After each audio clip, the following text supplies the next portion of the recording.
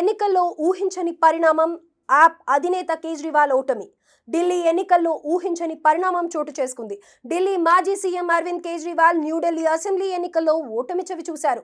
1200 పైచిలుకు ఓట్ల తేడాతో ఆయన బీజేపీ అభ్యర్థి పర్వేష్ వర్మ విజయం సాధించారు. మరో ఆప్ టాప్ లీడర్ మాజీ డిప్యూటీ సీఎం మనీష్ సిసోడియా ఓటమి పాలయ్యారు. ఢిల్లీ ఎన్నికల్లో సంచలనం చోటు చేసుకుంది. ఢిల్లీ మాజీ సీఎం అరవింద్ కేజ్రీవాల్ న్యూఢిల్లీ అసెంబ్లీ ఎన్నికల్లో ఓటమి చవి చూశారు. న్యూఢిల్లీ స్థానం నుంచి బరిలోకి దిగిన ఆప్ అధినేత కేజ్రీవాల్ పై 1200 పైచిలుకు ఓటమి తేడాతో బీజేపీ అభ్యర్థి పర్వేష్ వర్మ విజయం సాధించారు. బీజేపీ అభ్యర్థి తర్వేందర్ సింగ్ ఇక్కడ గెలుపొందారు.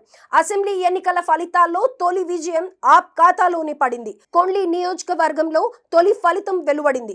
ఈ నియోజకవర్గంలో ఆప్ తరపున పోటీ చేసిన కుల్దీప్ కుమార్ గెలుపొందారు. బీజేపీ అభ్యర్థి ప్రియాంక గౌతమ్ పై కుల్దీప్ 6293 ఓట్ల మెజారిటీతో ఘన విజయం సాధించారు. కాగా లక్ష్మీనగర్ నియోజకవర్గంలో అభయ్ వర్మ విజయం సాధించడంతో బీజేపీ ఖాతా తెరిచింది. 2013లో ఆమ్ ఆద్మీ పార్టీ ఆవిర్భావం దేశ రాజకీయాల్లోనే ఓ సంచలనమని విశ్లేషకులు చెబుతున్నారు. తొలి ఎన్నికల్లో పూర్తి మెజారిటీకి రాకపోయినా కాంగ్రెస్ పరోక్ష సహకారంతోనే ఢిల్లీ ముఖ్యమంత్రి సీట్లో కేజ్రీవాల్ కూర్చోగలిగారు అని, అవినీతికి వ్యతిరేకంగా ఏర్పాటైన పార్టీ కావడంతో ఢిల్లీ ఓటర్లు కేజ్రీవాల్ కు పట్టం కట్టారు.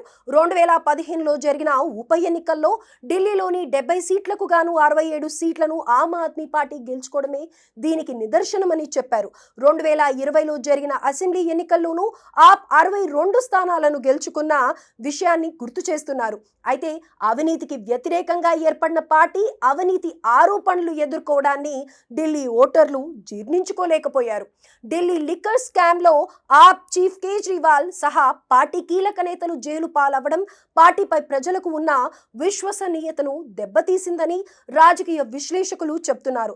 అదేవిధంగా తాను సామాన్యునని, ఆడంబరాలకు ఆర్భాటాలకు దూరంగా ఉంటానని పదే పదే వ్యాఖ్యానించే కేజ్రీవాల్ తన అధికారిక భవనం శీష్ మహల్ మరమ్మతుల కోసం భారీ మొత్తంలో ప్రభుత్వ నిధులను వినియోగించారనే ఆరోపణలు కూడా ఓటర్లను ప్రభావితం చేశాయని భావిస్తున్నారు.